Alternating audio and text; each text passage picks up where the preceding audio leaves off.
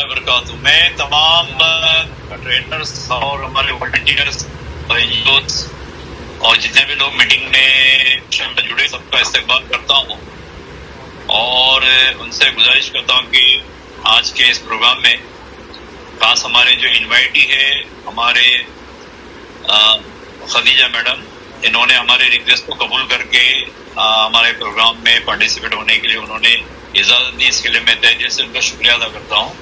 और आज के प्रोग्राम का जो असल उन्वान, क्योंकि हज के पूरे सेशन के अंदर जो है ना बहुत सारे टॉपिक्स होते हैं और बहुत सारे सब्जेक्ट भी होते हैं, लेकिन आज बेसिकली अभी चूंकि हमारा 27 का हमारा सीजन शुरू हो चुका है, जिसका बुनियादी जो काम है वो हज एप्लीकेशन फॉर्म का फिल करना, उसको सही तरीके से आगे फॉरवर्ड करना, ताकि आगे चल के स्टेट हज कमेटी को और उसके आगे जो भी हज कमेटी का प्रोसेस होता है उसमें आगे चल के आसानियाँ पैदा हो और जो आने वाली दुश्वारियाँ हैं उसके ताल्लुक से वो हम कैसे मिनिमाइज कर सके ताकि हमारा शुरू का जो बेस ही सही हो जाए। तो मैं हमारे चुनाव ऑफिसर महाराष्ट्र हज कमेटी के मैडम से, खदीजा मैडम से रिक्वेस्ट करूंगा कि वो इस मीटिंग का आगाज कर दें। मैडम ज्वाइन हुए हैं? जी ज्वाइन हुए जी। मैं हाँ मैंने ज्वाइन कर लिया है। हेलो मेरी आवाज आ रही है? बिल्कुल आ रही है जी मिस। हाँ अभी आवाज आ रही है। जी आवाज आ रही है। मुंबई हुज्जाज खिदमत कमेटी का मैं सबसे पहले तो शुक्रिया अदा करना चाहूंगी कि ये बहुत नीड बेस्ड चीज थी आज की मीटिंग, क्योंकि एप्लीकेशंस भरे जा रहे हैं अल्हम्दुलिल्लाह और बहुत अच्छे से उसका प्रोसीजर भी हो रहा है। बट कुछ चीजें जो इस साल कुछ चीजों में तब्दीली आई है, कुछ क्राइटेरिया थोड़े से चेंज हो गए हैं, तो इसके बारे में नॉर्मली सरसरी किसी चीज को दरकिनार करके या थोड़ा सा कभी ओवरसाइट हो जाता है, तो फॉर्म भरने में अगर छोटी मोटी गलती हो जाती है तो उसका क्वेरी रेज करके वो जब तक क्वेरी खत्म नहीं हो जाती तब तक वो फॉर्म फाइनली फिलअप नहीं होता। और इस बार हज कमेटी ऑफ इंडिया की तरफ से कवर जनरेशन के लिए बहुत ज्यादा स्पेस बीच में नहीं मिलने वाली है, तो हमारा जैसे जैसे एप्लीकेशन स्टार्ट हो चुके हैं तो हमारा कवर जनरेशन का प्रोसीजर भी स्टार्ट हो चुका है। तो उसमें कुछ चीजें सामने आई, तो हमने सोचा कि फॉर्म जब फिलअप हो ही रहे हैं तो जो चीजें अभी हम फेस कर रहे हैं या सामने आ रही है, अननेसेसरी पिलग्रिम परेशान हो, इससे अच्छा है कि वेल इन एडवांस पिलग्रिम्स को भी ये बात पता हो और उनको जो फॉर्म भरने में मदद करने की कोशिश कर रहे हैं, सब जितने लोग उनके सपोर्ट में काम कर रहे हैं पूरा अपना जान माल लगा के, उनको अगर पहले से कुछ चीजें क्लियर वाजे तरीके से क्लियर हो तो सबके लिए आसानी हो जाएगी और कवर जनरेशन जितना जल्दी होगा हाजी उतने जल्दी मुतमईन हो जाएंगे। तो इसके लिए ये थोड़ा सा जब बात हुई हमारे खिदमत हुज्जाज कमेटी से, तो हमने ये सोचा कि आज ऐसी एक मीटिंग कर ले ताकि जितने भी रहबर है हाजियों के उन तक अपनी बात पहुंचाई जा सके। सबसे पहले तो कुछ ये सबसे बेसिक सवाल ये सामने आया था कि 65 इयर्स ऑफ एज ये जो क्राइटेरिया है तो कौन सी डेट पे 65 इयर्स कंप्लीट हो, या फिर 18 साल कौन सी डेट पे कंप्लीट होंगे, या तो लेडीज विदाउट महरम के लिए जितनी जहां जहां एज क्राइटेरिया है ये अपर लिमिट है या लोअर लिमिट है, तो हर एज क्राइटेरिया के लिए रेफरेंस की डेट क्या होगी, ये सवाल बहुत बार सामने आया। तो हज कमेटी ने सर्कुलर इशू कर दिया है कि जिस दिन एप्लीकेशंस ओपन हुए उसके एक दिन पहले की डेट ये हमारी रेफरेंस डेट रहेगी एज कैलकुलेशन के लिए। मसलन हमारे फॉर्म्स स्टार्ट हुए हैं 22 ऑफ जून को, तो हमारा 21 जून ये लास्ट डेट रहेगी हर चीज के एज कैलकुलेशन के लिए। तो अब सबसे रिक्वेस्ट रहेगी कि आप ये चीज को बिल्कुल वाज़े तौर पे देख लीजिएगा कि हमें यही एज क्राइटेरिया उसी डेट से काउंट करना है, उसी डेट तक काउंट करना है। तो ये रही एज की बात। उसके बाद हमने एक हज कमेटी ऑफ इंडिया ने भी अपने पोर्टल पे एक टेबल इशू किया है कि एज कैसे कैलकुलेट करेंगे, क्या स्टार्ट डेट हो सकती है, क्या एंड डेट हो सकती है।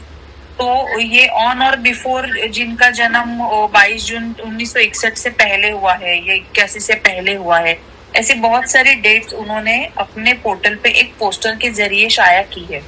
तो आप सबसे गुजारिश है कि एक बार उसको ठीक से रेफर करें। अगर उसमें कोई डाउट आपको लगता है तो फील फ्री हज कमेटी से कांटेक्ट करें और फिर हम आपकी रहबरी इंशाल्लाह कर लेंगे। मगर एक चीज एग्जैक्टली परफेक्टली ये है कि एक डेट जो है वो 21 जून 2026 ये एज कैलकुलेशन की, अपर एज कैलकुलेशन की रेफरेंस डेट है। उसके बाद बाकी तो जनरल जो क्राइटेरियाज है वो तो आप सब बखूबी जानते हैं, तो उस पर हम ज्यादा डिस्कशन नहीं करेंगे। बस इस बार जो लेडीज विदाउट महरम का रिजर्व कैटेगरी है उसके लिए खुसूसी तौर पे थोड़ा सा ध्यान देने की जरूरत है कि रिजर्व कैटेगरी लेडीज विदाउट महरम, इनके साथ जो कंपेनियन कंपलसरी जाएंगी उस लेडी का एज ग्रुप 45 to 60 है, ना कि 65।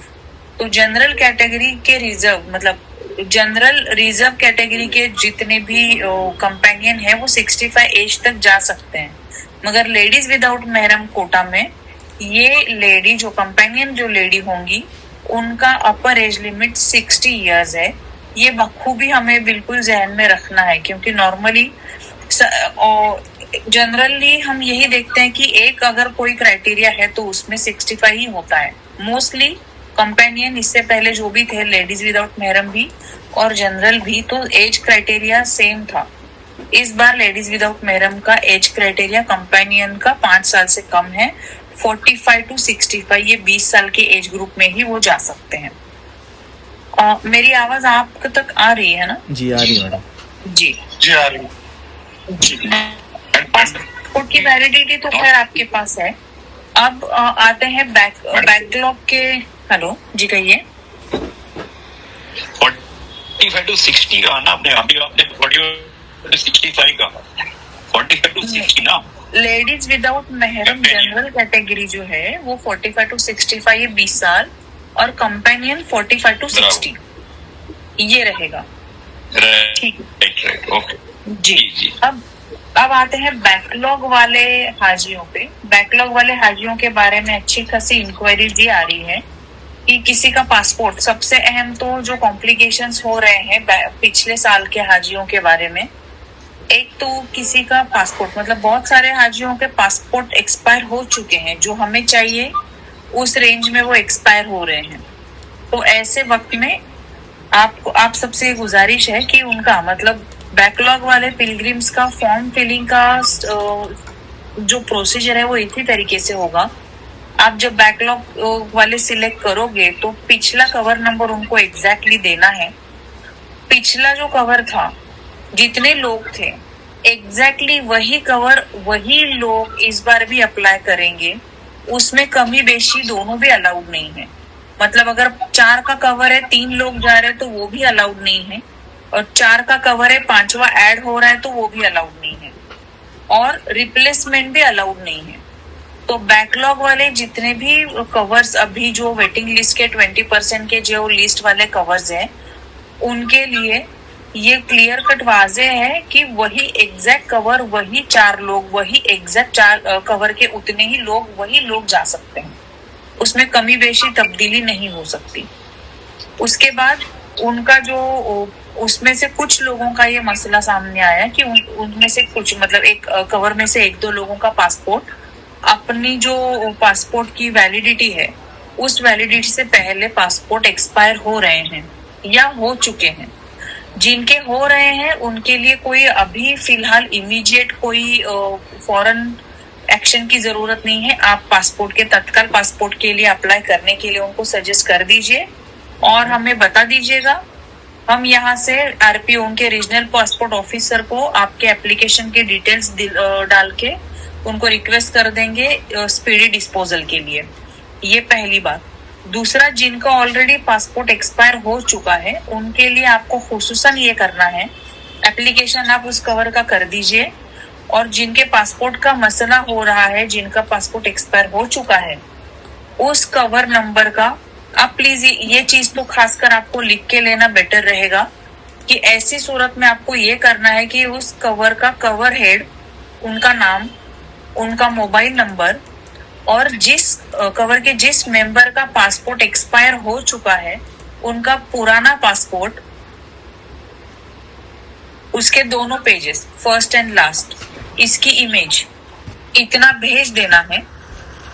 और हमको व्हाट्सएप पे या तो इमरान को या हम मेल कर सकते हैं, आप मेल कर सकते हो क्योंकि इमरान हर चीज नहीं देख पाएगा, व्हाट्सएप करेंगे तो इट इज बेटर। आप मेल कर दीजिए कि हमारा पासपोर्ट एक्सपायर हो चुका है, हम अप्लाई कर रहे हैं और जैसे ही होता है पासपोर्ट, नया पासपोर्ट जनरेट, तो हम आपको इन्फॉर्म कर देंगे। ये पहली बात। जिनका पासपोर्ट रिन्यू होके आ चुका है उन्होंने दोनों पासपोर्ट का फोटो भेजना है और रिक्वेस्ट करनी है अपडेशन के लिए। तो दोनों सूरतों में आपने हज committee of India computer section को भी मेल करना है और महाराष्ट्र स्टेट हज कमेटी को लूप में रखना है, सो दैट हम जब देखेंगे तो हम खुद भी उनका फॉलोअप ले लेंगे। बैकलॉग वालों के लिए सिर्फ ये एक ही चीज है जो कॉम्प्लिकेटेड है, जो हमारे सामने आई है। अगर किसी को और कोई परेशानी हुई है तो हमारे सेशन के लास्ट में क्वेश्चन आंसर में आप प्लीज पूछ लीजिएगा। मैडम इसमें लेकिन एक बात पूछना चाहूँगा मैं कि उसमें एडिशन की गाइडलाइन पे इसमें बताया कि एडिशन नहीं होना चाहिए नया, और उसमें अगर कोई कम होता है या कोई एक्सपायर हो रहा है उसके अंदर तो वो लोग जा सकते हैं ना, मतलब 4 लोग लास्ट ईयर फॉर्म भरे थे। ये तो हमेशा का है कि अगर कोई मेडिकल इशू है या डेथ केस है जी, जो हमारे कंट्रोल के बाहर की चीज है, उसमें तो हमेशा हर बात में ही रियायत मिलती है। जैसे कि अगर बंदा नहीं जाता तो पैसे फॉरफिट नहीं होते, मिल जाते हैं पैसे वापस। तो ये चीज सिमिलर लाइंस पे है, मगर सब कुछ सही होते हुए ये नहीं कर सकते, मतलब ये एज एन ऑप्शन अवेलेबल नहीं। मजबूरी में तो ये चीजें हमको इन्फॉर्म करनी होगी कि डेथ केस हुई है या सीवियर मेडिकल कंडीशन है। मैडम मैं बोलना, मैं आज एक ही फॉर्म भरा हूँ, 5 का बैकलॉग का कैटेगरी फॉर्म था, उसमें से 2 कैंसिल हो गए और 3 का मैंने, उसमें ऑप्शन आ रहा है टिक करके नाम सिलेक्ट करके करने का, तो मैंने 3 नाम सिलेक्ट करके उनका फॉर्म भरा, तो फॉर्म इंशाल्लाह कंप्लीट भी हो गया, स्टेटस अप्लाइड भी आ गया, ग्रुप आईडी भी आ गया। तो उनका फॉर्म रिजेक्ट होएगा कि जाएगा आगे? नहीं समझी मैं, ये बैकलॉग वाले लोगों की बात कर रहा हूँ। बैकलॉग कर रहा हूँ मैं, बैकलॉग में ऑप्शन है करना। जी मैडम। नहीं 2 रिजेक्ट हुए, नहीं समझी मैं, रिजेक्ट कैसे हुए? मतलब रिजेक्ट नहीं, 5 का फॉर्म था, उसमें से 2 का इरादा नहीं हुआ जाने का, अभी 3 लोग को ही जाना है, तो उसमें ऑप्शन दिया हुआ टिक करने का, तो टिक करके देखिए वो लोग फिर भी जा सकते हैं, मगर वो रिजर्व कैटेगरी से नहीं जाएंगे, जनरल कैटेगरी से। नहीं मैम उसी में ऑप्शन है, रिजर्व नहीं जाएंगे ना, बैकलॉग के अंदर ही ऑप्शन है। बैकलॉग वालों को ऑप्शन है, आप अगर चेंज कर रहे हो आप चेंज करके अप्लाई कर सकते हो। आप गाइडलाइन फिर से पढ़ लो। अगर इस सूरत में आपने अगर इस तरीके से आपने अगर ऐसा फॉर्म भरा है कि तब्दीली की है या कम ज्यादा किया है, तो आप जनरल कैटेगरी में कंसिडर हो जाएंगे। आपको मना कोई नहीं करेगा ना, ये बात है। फॉर्म भरने के लिए तो मना नहीं हो रहा है ना। वो जब फाइनल भी हो रहा है तो वो कैटेगरी बैकलॉग ही शो कर रहा है, मतलब reduce the number of Pilgrim but you can not add, you can not reduce also, you can not. आप अपनी तरीके से फॉर्म भर रहे हैं, अगर बिल्कुल किसी का इरादा नहीं हो रहा है तो इट इज ओके, वो ऐसे भी फॉर्म भर चुके हैं, बैकलॉग में आप उनका फॉर्म भर दीजिए। हज कमिटी विल डिसाइड ड्यूरिंग कुर्रा कि इनको कैसे ट्रीट करना है, जनरल में या उनका कवर नंबर कैसे जनरेट होगा, MHF होगा या कुछ अलग होगा? कवर नंबर MHF ही रहेगा सबका। उसके अंदर लास्ट ईयर जो बैकलॉग थे उनके कवर नंबर में MHF के आगे एक और अल्फाबेट लगा हुआ था जी, BG लगा हुआ था, FB।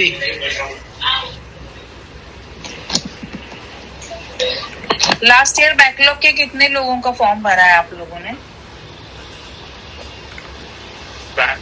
लास्ट ईयर बैकलॉग में ये ऑप्शन नहीं था, रिमूविंग था या एडिशन था। इस बार जैसे ही हम स्टार्ट करते हैं वैसे ही उसमें हाजियों को सिलेक्ट करने का ऑप्शन मिल जाता है। यही बात है, यही कह रही हूँ मैं कि बैकलॉग अगर एग्जैक्ट सेम कवर होगा तो ही वो बेटर होगा। आप चेंज किया तो वो में चले जाए। ठीक है ठीक है जी मैडम एक मसला है बैकलॉग में। पार्टिसिपेंट से मेरी तमाम पार्टिसिपेंट से गुजारिश है कि पहले मैडम की बात पूरी होने दो। क्वेश्चन आंसर आप नोट करके रखो, हम उसको एंड में लेते हैं। ऐसा ना हो कि हमारा वक्त होवे और मैडम की बात बाकी रहेगा। प्लीज क्वेश्चन आंसर को आप नोट करके एंड में ले लो। जी, यही बेटर रहेगा। थोड़ा मैं पहले अपनी बात कंप्लीट कर लूं तो मतलब उसके बारे में भी आपके जो भी सवालात होंगे और अगर कोई क्वेश्चन रह भी जाता है तो आप बाद में पूछ सकते हैं, मगर ये बात जरा प्लीज कंप्लीट हो देनी चाहिए। अच्छा, ये इसके बाद कुछ मसले ऐसे सामने आए हैं कि 65 प्लस एक कपल है, समझिए फॉर एग्जांपल मैं बात कर रही हूँ कि अगर कोई एक 65 प्लस कपल है तो वो 65 की बात नहीं कर रही हूँ, कोई दो लोगों का अगर कपल है और वो जनरल कैटेगरी के हैं या फिर साथ में जा रहे हैं, इन एनी केसेस पिलग्रिम्स जो खुद साथ में जा रहे हैं वो एक दूसरे को नॉमिनी डिक्लेयर करके जाने की कोशिश कर रहे हैं। तो आप प्लीज अपने पिलग्रिम्स को जब फॉर्म भरने के लिए वो आ रहे हैं तो उनको ये समझाना जरूरी होगा कि नॉमिनी का मतलब ये बिल्कुल नहीं है कि आप अपनी प्रॉपर्टी के नॉमिनी जैसे डिक्लेयर करते हैं या एफडीज के नॉमिनी डिक्लेयर करते हैं। वो एग्जैक्ट उस तर्ज पे है मगर एग्जैक्ट सिमिलर कंडीशन नहीं है। नॉमिनी हम यहाँ पे इसलिए डिक्लेयर करवा के लेते हैं, जो गाइडलाइन में भी लिखा हुआ है कि हर अनफोर्सिन कंडीशंस में, सिचुएशंस में आपसे रिगार्डिंग इंडिया में जिसको कांटेक्ट करना है वो बंदे का नाम आप नॉमिनी के तौर पे हमें बताइए, उसका कांटेक्ट नंबर, उसके डिटेल्स बताइए। तो पूरे कवर का भी नॉमिनी एक ही कॉमन हो सकता है, उसमें कोई हर्ज नहीं, मगर वो कवर का मेंबर ना हो, वो आपके साथ अगर हज पे जा रहा है तो उसको आप नॉमिनी ना बनाए। आप इंडिया में आपके पीछे जो लोग हैं, आपके फैमिली मेंबर्स, क्लोज रिलेटिव या रिश्तेदार, उनका नॉमिनेशन आप दें। और जब नॉमिनी सिलेक्ट करना है तो प्लीज उनको ये गाइड कर दीजिए। हालांकि आप ये हर साल करते हैं मगर इस बार हमें बहुत ही ज्यादा ये केसेस दिख रहे हैं कि लोग एक साथ जा रहे हैं और एक दूसरे को नॉमिनी बना रहे हैं। इस बार तादाद ज्यादा है, इसलिए इसको अंडरलाइन करके बार बार बताया जा रहा है कि उनको ये समझा दीजिए कि बेशक अगर कोई अनफोर्सिन सिचुएशन होती है डेथ के जैसी, तो इंश्योरेंस का या रिफंड का पैसा भी नॉमिनी को मिल सकता है। तो नॉमिनी वाइजली चूज करे, मगर वो इंडिया में हो, एक दूसरे को नॉमिनी चूज ना करे। ये आपको पिलग्रिम्स को बार बार समझाने की जरूरत पड़ेगी। तीसरी बात ये है, हमें पासपोर्ट से रिगार्डिंग पिछली बार बहुत सारे ऐसे केसेस हुए कि पासपोर्ट हमने जमा करके नहीं लिए थे, तो वी कुडंट चेक कि पासपोर्ट की कंडीशन क्या है। तो हमने फिर बाद में एडवाइजरी इशू किया, चेकलिस्ट इशू किया कि 3 कंडीशंस पासपोर्ट की तो कंपल्सरीली हमें देखनी है कि 2 ब्लैंक पेजेस उसमें होने चाहिए कंपल्सरीली, वो डायलैपिटेड कंडीशन में ना हो। और ये तो है ही जिसमें लिखा हुआ है कि उसका एक्सपायरी, पासपोर्ट की एक्सपायरी डेट प्रॉपरली मतलब हमारे रेंज में हो। और चौथी बात, मशीन रीडेबल हो, मतलब अगर कुछ पेजेस खराब हुए हैं जिसका बारकोड पे कुछ प्रॉब्लम हुआ है, कुछ कट हुआ है बारकोड का एरिया पेज का, तो मशीन रीड नहीं कर पाता पासपोर्ट को। तो पासपोर्ट हर हाल में मशीन रीडेबल हो, बिल्कुल भी अच्छी कंडीशन में हो, डायलैपिटेड ना हो और 2 ब्लैंक पेजेस हो। ये हम बार बार, पिछली बार हमने बहुत बार ये चीज को अंडरलाइन करके पिलग्रिम्स को कहा था, क्योंकि पासपोर्ट अब इसके आगे कभी भी हज कमेटी के पास जमा नहीं होंगे। तो हज कमेटी के पास अब कोई ऑप्शन, कोई वे आउट नहीं है कि हम पहले से पिलग्रिम्स के पासपोर्ट चेक करें। तो आप सब लोगों से दरखास्त है कि जब एप्लीकेशन भरने आ रहे हैं आपके पास पिलग्रिम्स, तो आप उनको पहले से ये 3 चीजें चेक करके उनको गाइड करें। अगर किसी का भी पासपोर्ट इन 3 चीजों में से किसी एक वजह से अगर एक्सेप्टेबल नहीं लग रहा है आपको, तो आप उनको गाइड करें फौरन नया पासपोर्ट इशू करवाने की प्रोसीजर स्टार्ट करने के लिए। और उनको ये भी समझा दीजिए कि वीजा प्रोसेस से पहले आपका नया पासपोर्ट आ जाता है, तो सिर्फ आपको पुराने और नए पासपोर्ट का जो भी इंफॉर्मेशन है, डिटेल्स हज कमेटी को भेज देना है, तो आपके एप्लीकेशन में वो अपडेट हो जाएगा इंफॉर्मेशन। तो खास करके पासपोर्ट के बारे में आपको पिलग्रिम्स को वेल इन एडवांस गाइड करना होगा, और इसके लिए सबके एक्चुअल फिजिकल पासपोर्ट आप मंगवाएंगे और चेक करेंगे, तो it will help pilgrims also, और उनको एन मौके पे भागना नहीं पड़ेगा, क्योंकि इस पिछली बार की तरह इसके आगे पासपोर्ट हज कमेटी के पास जमा नहीं हो रहे हैं। तो इसके बारे में हमें थोड़ा सा ज्यादा ध्यान देके बताना होगा। अच्छा, बैंक डिटेल्स के बारे में मुझे ज्यादा बताने की जरूरत नहीं है, मगर फिर भी एक बार बता देती हूँ कि करंट अकाउंट एक्सेप्ट नहीं होता है, तो सेविंग्स अकाउंट ही हो, इस तरीके से आपको गाइड करना होगा। 1-2 केसेस आए थे, तो मैंने सोचा ये भी आपको बता दूं कि सेविंग्स अकाउंट ही होना चाहिए, मतलब पर्सनल अकाउंट ही होना चाहिए। करंट अकाउंट होगा तो वो एक्सेप्ट नहीं होगा बैंक डिटेल। रिजर्व कैटेगरी के बारे में अब बात करते हैं। रिजर्व कैटेगरी में 65 प्लस एज के लोगों के साथ एक कंपेनियन कंपलसरी, ये तो बिल्कुल सेट प्रैक्टिस है। मगर इससे पहले ये केसेस ऐसे हो रहे थे कि 2 अलग अलग फैमिलीज के मतलब 3 और 2 लोगों का, ऐसा 5 लोगों का ग्रुप बना के एक कवर बन गया, एक दूसरे को नॉमिनी बना लिया और लोग चले गए।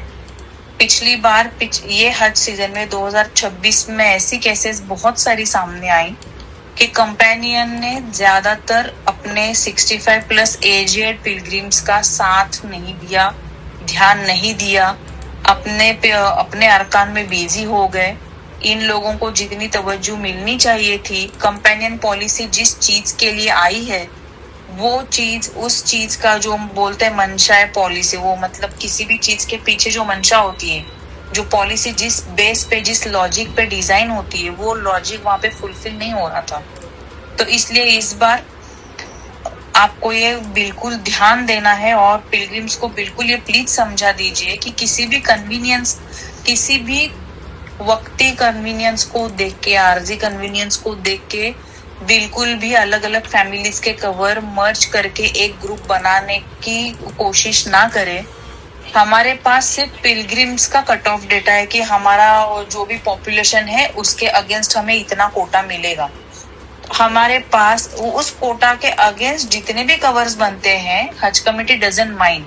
तो आप इस तरीके से उनको समझा देना पिलग्रिम्स को कि बिल्कुल सेफली अपना कंपेनियन चूज करें, और वो कंपेनियन बिल्कुल थ्रू आउट हज जर्नी आपकी केयर करेगा, इतना कॉन्फिडेंस रहा तो ही उसे कंपेनियन चूज करें। और कतई ये मतलब साथ में रह लेंगे, एक दूसरे का सपोर्ट रहेगा, ये नीयत बहुत अच्छी रहती है।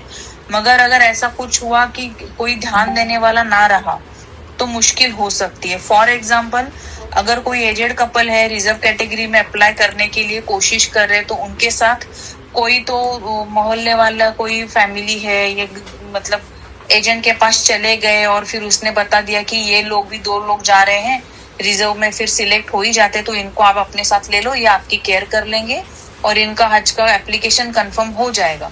तो आप उनकी मदद करो। ये होता है ह्यूमैनिटेरियन, इमोशनली बताई जाती है चीजें कि दोनों की भी मदद हो जाएगी, ये आपको देख लेंगे और इनका हज कंफर्म हो जाएगा, तो आप एक दूसरे की मदद से चले जाना। तो ये प्लीज अवॉइड, इसको बिल्कुल डिस्करेज करना प्लीज, क्योंकि जो बंदा है, अल्लाह जिसको बुलाना चाहता है वो अल्लाह बुला ही लेंगे। तो चाहे आप रिजर्व कवर में ऐसे मैनिपुलेट करके जाओ या विदाउट मैनिपुलेशन आप अपना फॉर्म भर लो, ऑनेस्टली अल्लाह आपकी अदा देख रहे, आपकी नीयत देख रहे, अल्लाह कबूल करेंगे। इस तरीके से आपको समझाना होगा पिलग्रिम्स को कि किसी भी तरीके से मैनिपुलेशन किए बगैर जाएंगे तो ज्यादा सेफ रहेंगे। रिजर्व कैटेगरी का कवर इससे पहले ऑड फिगर्स में भी हो सकता था, 3 या 5 में, क्योंकि अगर एक फैमिली मिलके जा रही है तो फिर 2 फैमिली के 2 सीनियर सिटीजन्स को लेके रिजर्व कैटेगरी में फॉर्म भरा जाता था, या तो फिर इससे पहले जैसे मैंने एग्जांपल दिया 2 अलग कवर्स मर्ज किए जाते थे। मगर इस बार कंपल्सरीली जैसे एक रिजर्व कैटेगरी के पिलग्रिम के लिए एक कंपेनियन कंपलसरी है, तो एक साथ 2 और 2 4 मैक्सिमम 4 का कवर ही रिजर्व कैटेगरी में बन सकता है। तो जब आप फॉर्म भर रहे हैं तो बिल्कुल इसको ध्यान में रख के पिलग्रिम्स को गाइड कीजिएगा कि हर एक के पीछे हर सीनियर सिटीजन के साथ एक कंपेनियन 65 प्लस तक का जा सकता है, मगर 4 ही लोग जा सकते हैं, 5वां अलाउड नहीं है, या एक कम भी अलाउड नहीं कर सकते। 2 सीनियर सिटीजन के साथ एक कॉमन कंपेनियन भी अलाउड नहीं होगा, जो इससे पहले हो सकता था। तो अब 1:1 ये रेशो कंपल्सरीली फॉलो करना है रिजर्व कैटेगरी के लिए, और हर हाल में आप उनको डिस्करेज करना कि मतलब कोई दूर का रिश्तेदार है जिसकी मदद करने के लिए मैं लेके जा रहा हूँ, ये प्लीज ना करें। बिल्कुल इस चीज को डिस्करेज करें कि क्लोज रिलेटिव हो, ब्लड रिलेटिव हो, ताकि वो अच्छे से उनकी केयर कर पाए। ये हमें बहुत बारीकी से उनको बताना होगा। इसी बात में और एक चीज बताना चाहूंगी, रिजर्व कैटेगरी के बारे में तो हम बात कर चुके हैं। अब जनरल कैटेगरी में आते हैं। जनरल कैटेगरी में भी 65 प्लस लोग जा सकते हैं, वो उनका ऑप्शन है। वो 65 प्लस होने के बावजूद जनरल कैटेगरी में फॉर्म भर ही सकते हैं। उनका कवर हेड चाहे उनका बेटा हो सकता है या पोता हो सकता है, या वो खुद हो सकते हैं, एक पूरी फैमिली मिलके जा सकते हैं, तो वो बिल्कुल अलाउड है। अगर फैमिली मिलके जा रही है तो अपने आप केयर कर लेंगे 65 प्लस एज लोगों की, मगर ये सब करते वक्त इन लोगों को रिजर्व में अप्लाई करने की अब मोहलत नहीं हो सकती, क्योंकि अगर एक ही सीनियर सिटीजन है और बाकी के सारे 65 के अंडर है तो वो जनरल ओपन कैटेगरी का ही कवर बनेगा। कहीं भी किसी को भी कुछ करने की लिमिटेशंस नहीं है, मगर क्राइटेरिया सेट करके अगर सूझबूझ के करेंगे तो आसानी होगी। ये पिलग्रिम्स को हमें समझाना होगा। जब कंपेनियन की बात आती है, रिजर्व कैटेगरी के कंपेनियन की बात आती है, जैसे अभी हमने अभी ये देखा कि एक ही कवर में 65 प्लस के 2 लोग हो सकते हैं जनरल कैटेगरी के, तो उनके साथ 2 कंपल्सरीली कंपेनियन होंगे और तीसरा फिर कोई एक और बंदा आ सकता है। अगर ये 3 का या 5 का कवर बनता है तो वो जनरल कैटेगरी में जाएगा। मगर एज पर द गाइडलाइंस, एक बार पिलग्रिम ने 65 प्लस एज क्रॉस किया हुआ एस्टेब्लिश हो गया तो कंपल्सरीली उनके साथ एक कंपेनियन होना जरूरी है, ख्वाह वो जनरल कैटेगरी से जाना चाहे या रिजर्व कैटेगरी से जाना चाहे। तो ये आपको बार बार ये अंडरलाइन करना पड़ेगा। और कंपेनियन की तरफ आते हैं। अब कंपेनियन पॉलिसी जो है, ये जैसे आप सब जानते हैं, सालों से आप लोग काम कर रहे हैं, आपको पता है कि कंपेनियन पॉलिसी इसीलिए बनी है ताकि वहां जाके जिन बुजुर्गों को जरूरत पड़ती है सपोर्ट की, मेडिकल सपोर्ट की, खाना पीना टाइम पे होना चाहिए, अरकान में हेल्प होनी चाहिए, व्हीलचेयर को ड्रैग करने के लिए कोई चाहिए, तो ऐसी सूरत में कंपेनियन उनके साथ फिजिकल, मेडिकल और मेंटल और इमोशनल सपोर्ट के लिए कंपेनियन होता है। तो इसमें ब्लड रिलेशंस हज कमेटी ऑफ इंडिया ने पर्टिकुलरली मेंशन किए हुए हैं।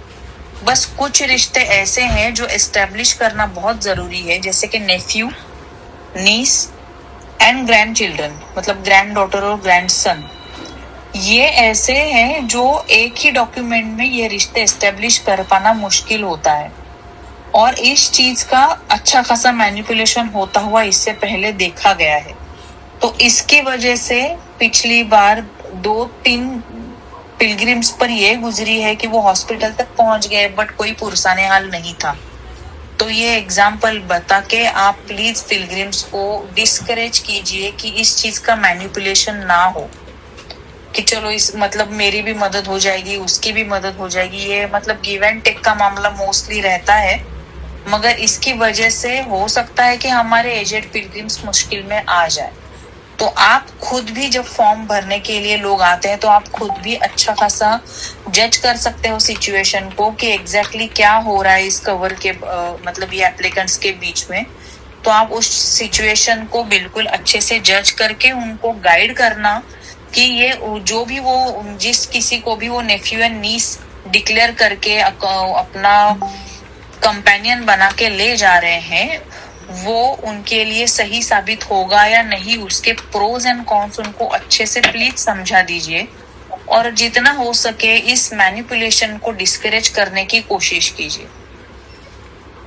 अगर उनमें फैमिली रिलेशन है, जैसे भाई की पोती है या बहन का पोता है, तो वो भी तो रिलेशन है, वो केयर करेंगे।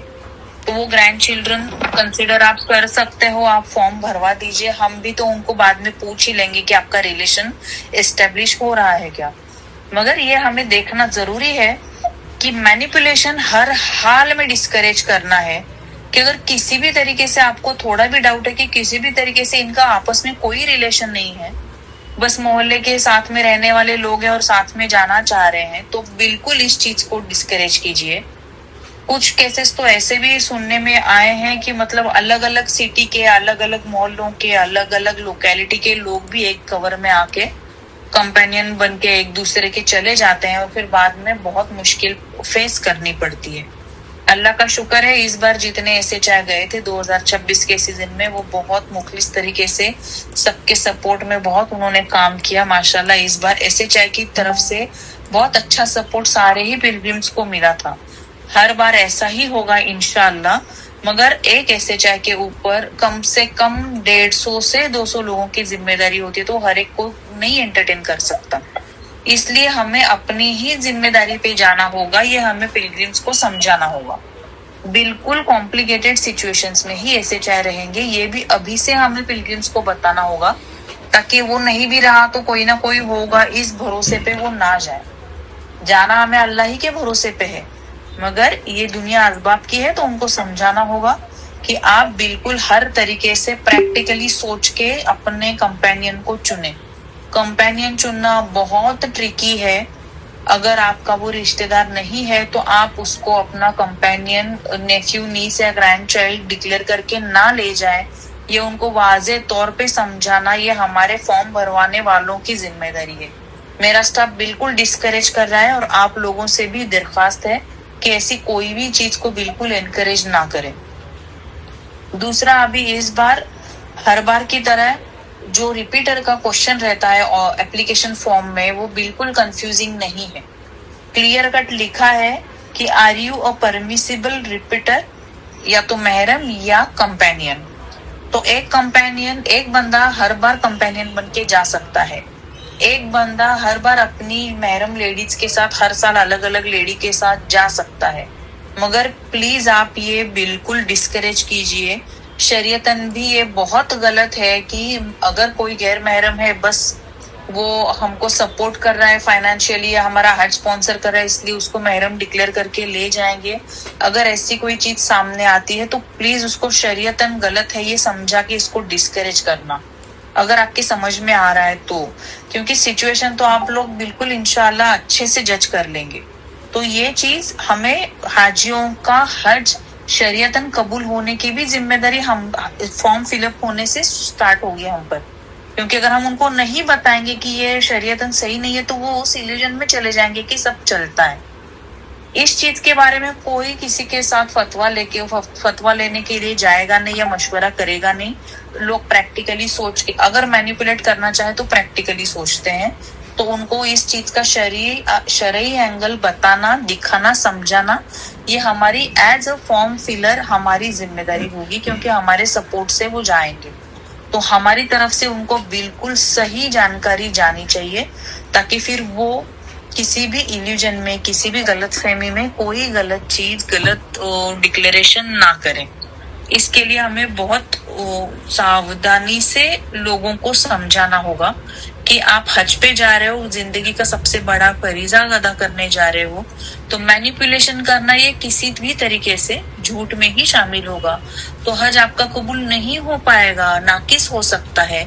ये चीजें उनको समझाना, जनरल टर्म्स में भी ये समझाना। कंपेनियन के बारे में एक और इम्पोर्टेंट पॉइंट है, जिन एजेड पिलग्रिम्स को अपने रोजाना के कामकाज के लिए भी सपोर्ट की जरूरत पड़ती है, ऐसे पिलग्रिम्स के साथ सेम जेंडर के कंपेनियन होना इम्पोर्टेंट रहेगा।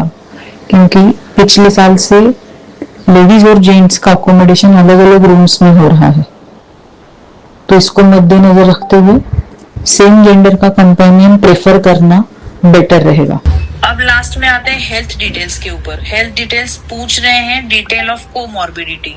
अभी कोमॉर्बिडिटी क्या होती है, इसमें क्या डालना है, क्या डिक्लेयर कर सकते हैं, वो सब कुछ ड्रॉप डाउन में तो बहुत सारी चीजें हैं। तो हाजी को बिल्कुल भी भरोसा दिलाना होगा, हाजी को भरोसा दिलाना होगा कि ये जो जैसे हमने 2026 के सीजन में किया कि ये डिक्लेयर करना मतलब आप अपने आप को अनफिट डिक्लेयर नहीं करा रहे हो। बार बार हाजी को, पिलग्रिम्स को ये बताना होगा कि ये पहले से डिक्लेयर करोगे आप तो आपके स्क्रीनिंग में हमें आसानी होगी। आपके मेडिकेशंस अभी से हम आपको बता सकते हैं कि ये मेडिकेशन चेंज करके आप हेल्दी कैसे बन सकते हो। आपको हज पे जाने से रोकने के लिए ये इन्फॉर्मेशन जमा नहीं हो रही है। आपकी हेल्थ कंडीशन को मद्देनजर वहां पे क्या पॉसिबिलिटीज हो सकती है, आपको क्या सपोर्ट लग सकता है, ये सारी चीजों को डिसाइड करने के लिए ये इन्फॉर्मेशन पहले से जमा की जा रही है। और अभी जो होगा हेल्थ डिटेल्स भरने, फॉर्म फिलअप करने के बाद जब कुरा होगा तो कुरा के इमीडिएट 8 दिनों में ही मेडिकल करके आपको सर्टिफिकेट और पैसे जमा करना, ये दोनों चीजें करनी है। ये हाजी लोगों को आपको अभी से बताना होगा। तो जो भी उनको करना है, मेडिकल फिटनेस का सर्टिफिकेट जो लेना है, फॉर्म भरते ही उन्होंने अपनी प्रोसीजर स्टार्ट कर देनी चाहिए ताकि उनका मेडिकल सर्टिफिकेट रेडी रहे। जब वो बाद में सिर्फ कुरा के बाद सिर्फ पैसे भर के स्लिप और वो मेडिकल सर्टिफिकेट जमा करना, इतनी 2 ही चीजें बचे। नंबर कुरा में नंबर आने के बाद अगर हाजी अब हुजूम लगाएंगे कि अब मुझे मेडिकल फिटनेस करा के लेना है, तो हो सकता है कि उनको दुश्वारी पेश आए। तो जैसे ही फॉर्म फिलअप होता है, कवर जनरेट होता है, तो हाजी पिलग्रिम्स को इमीडिएट अपना स्क्रीनिंग करा के फिटनेस लेने के लिए गाइड कीजिए। अभी करके स्क्रीनिंग होगा, उसके बाद वापस जैसे हमने 2026 में किया, जैसे हमेशा होता है, वैक्सीनेशन से पहले भी एक फिटनेस फिर से होगा, क्योंकि उस वक्त में उनकी हेल्थ कंडीशन चेक करना जरूरी होगा।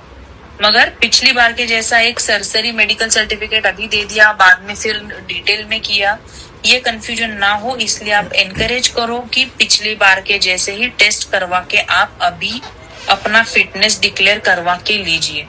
ये प्लीज हाजियों को, पिलग्रिम्स को अभी से बताइएगा कि कुरा के बाद 7 से 8 दिनों में हमें अपना मेडिकल सर्टिफिकेट के साथ सब कुछ जमा करना है, हार्ड कॉपी भी जमा करनी है। तो ये अच्छा खासा टीडियस टास्क हो सकता है, इसलिए medical certificate well in advance करवाएंगे तो कोई हर्ज नहीं है, काम में ही आएगा।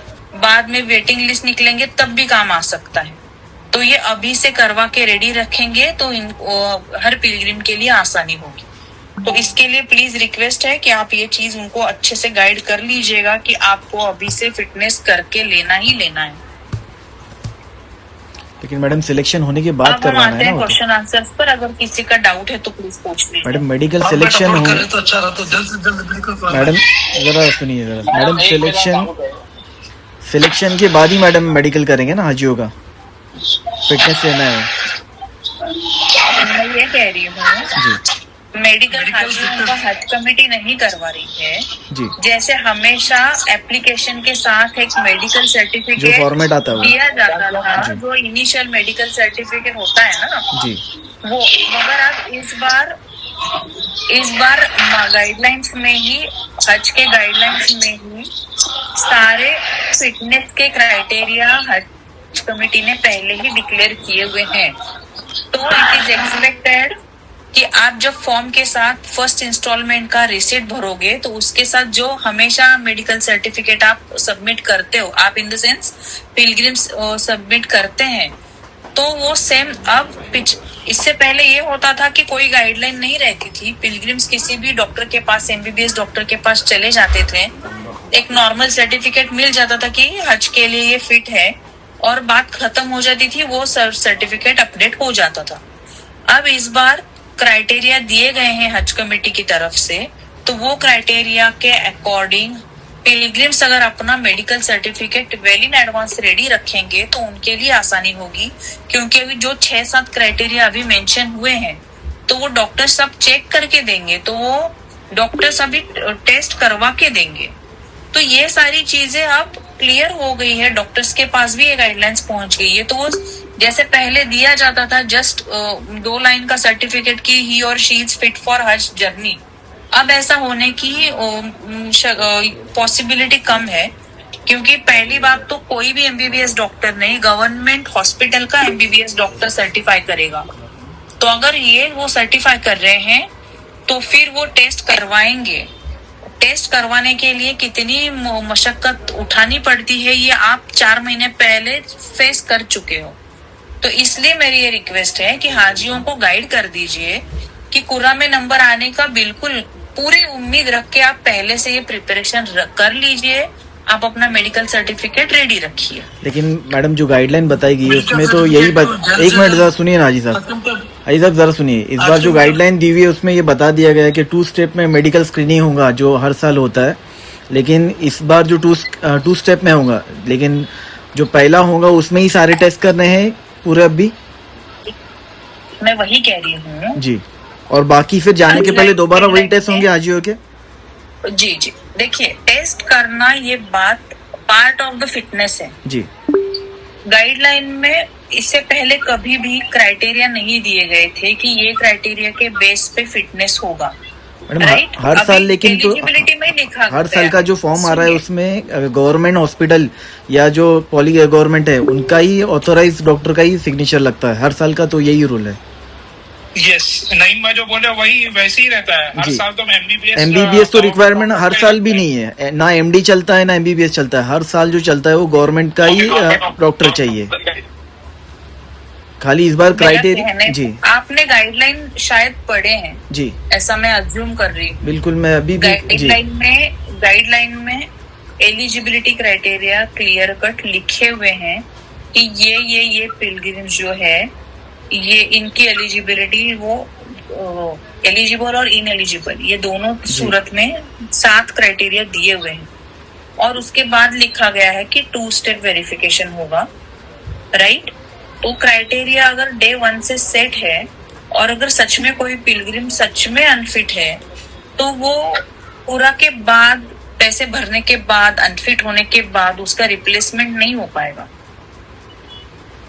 ये चीज है पहली बात। एक बात ये कहना थी, दूसरा मेरी कंप्लीट होने दीजिए बात, उसके बाद फिर आप प्लीज बात करें। तो अगर फिटनेस आपको देना है तो आप गवर्नमेंट हॉस्पिटल में ही जाएंगे, और जाएंगे तो अभी गाइडलाइन तो उन लोगों ने भी पढ़ी होगी तो वो टेस्ट तो बहरहाल करवाएंगे, ये मेरा अंदाजा है। तो मेरा कहने का मतलब सिर्फ इतना है कि आप जाके डॉक्टर्स को अगर कह रहे हैं कि हमें अभी इनिशियल फिटनेस दो, सेकेंड स्टेप में हम डिटेल करेंगे, तो वो डिटेल तब भी ठीक से होगा कि नहीं पता नहीं। तो आप ये सारी सिचुएशन को अज्यूम करके देखिए। अगर डॉक्टर कहते हैं कि अब तो क्राइटेरिया आ गया भाई, इससे पहले क्राइटेरिया नहीं था, अब मैं इस क्राइटेरिया के बेस पे ही फिटनेस दूंगा, तो वो टेस्ट करवाएंगे आपके। ये समझिए, मैं अज्यूम करके बता रही हूँ आपको कि जब क्राइटेरिया डिक्लेयर हो चुके हैं तो फिर डॉक्टर्स भी इस पर इसरार करेंगे कि हम टेस्ट करके ही फिटनेस देंगे, अब हम सिर्फ सरसरी फिटनेस नहीं देंगे।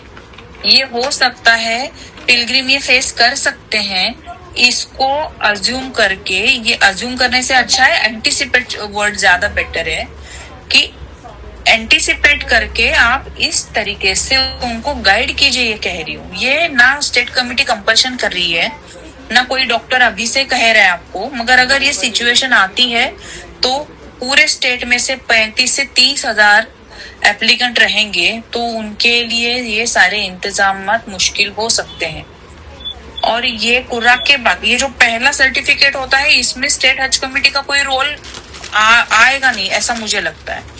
तो ऐसी सूरत में और ज्यादा मुश्किल होगी। हालांकि हम सपोर्ट पूरा करेंगे। लेटेस्ट पिछली बार भी हमने सारे सिविल सर्जन्स को लेटर लिखा था और ये वाजे तौर पे कहा था कि अगर MBBS doctor, government MBBS doctor, allopathic doctor, इसका मतलब गवर्नमेंट एलोपैथिक डॉक्टर का सिग्नेचर अगर मेडिकल सर्टिफिकेट पे चाहिए तो सब डिस्ट्रिक्ट लेवल के जो हॉस्पिटल्स है या दूसरे जो हेल्थ सेंटर्स है जो ब्लॉक लेवल पे है, ऐसे डॉक्टर्स को भी आप मतलब पेशेंट्स को आप वहां पे भी भेजिए, पिलग्रिम्स को सॉरी, और गाइड कीजिए। और आपके अंडर जितने भी सब डिस्ट्रिक्ट और ब्लॉक लेवल के हॉस्पिटल्स है जहाँ पे एलोपैथिक डॉक्टर्स हैं उनको इन्फॉर्म कीजिए, इंस्ट्रक्ट कीजिए कि इस तरीके से आपको सर्टिफाई करना है। ये हमने पिछली बार भी सारे डॉक्टर्स को लिखा था, सिविल सर्जन्स को।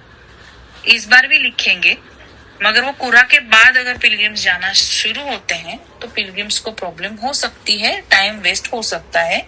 इसलिए वेल इन एडवांस कराइए, करा के लीजिए, ये सजेस्ट कीजिएगा आप। ये कहीं भी कंपल्शन नहीं है। This is suggestive, this is advisable, this is for the comfort and convenience of the pilgrims.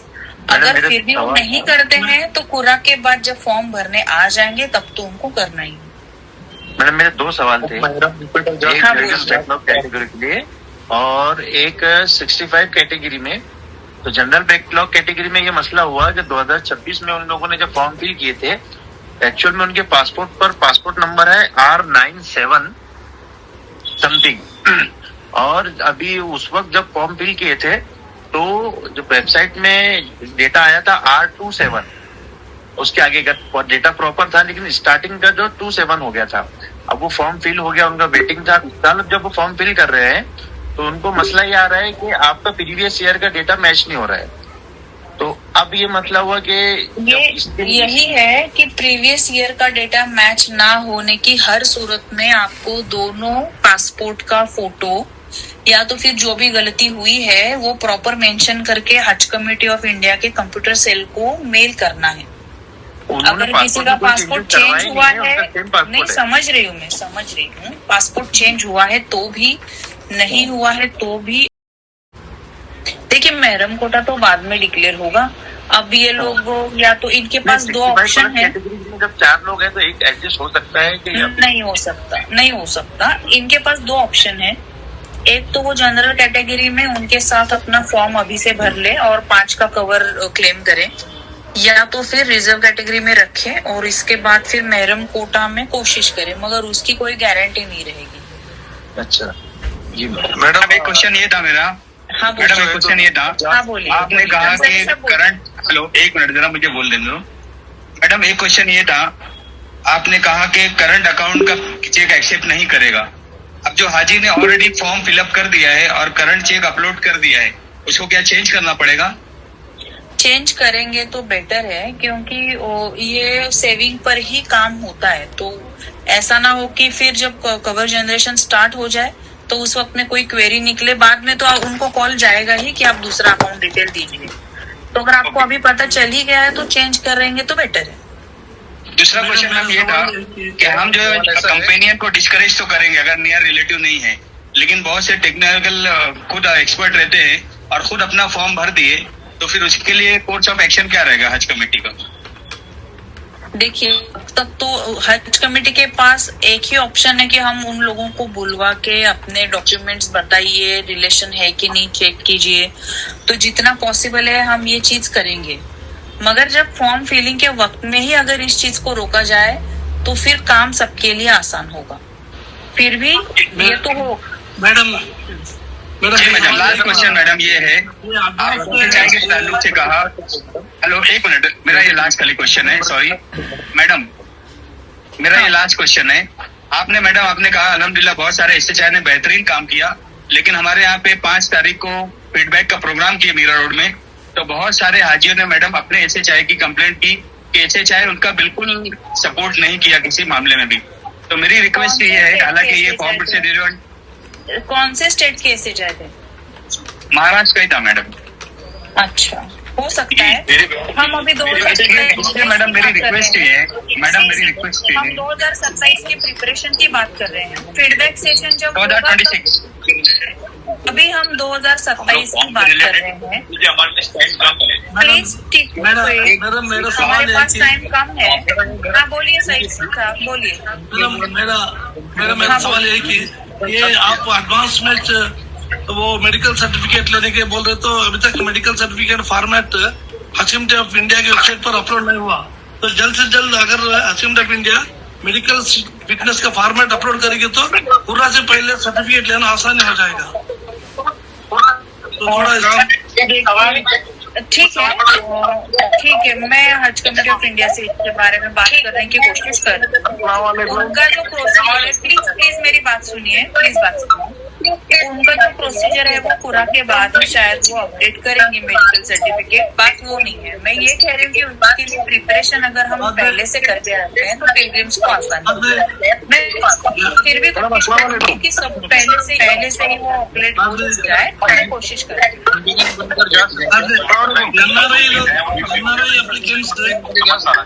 India में ये लोग कौन सा अकाउंट डिटेल्स अपलोड करना है के बारे में क्या कह रहे हैं? एनआरआई पिलग्रिम्स इनको इंडिया में अकाउंट नहीं है, बैंक अकाउंट है। ये लोग पूछ रहे कि हम लोग कौन सा अकाउंट डिटेल्स हम लोग का अपलोड करना है, एनआरई अकाउंट, एनआरओ अकाउंट, ये लोग एनआरआई अकाउंट। आपकी आवाज डबल आ रही है। एनआरआई पिलग्रिम्स जिनको इंडिया में अकाउंट नहीं है, ये एनआरआई पिलग्रिम्स अपना एनआरओ अकाउंट या एनआरई अकाउंट अपलोड कर सकते क्या?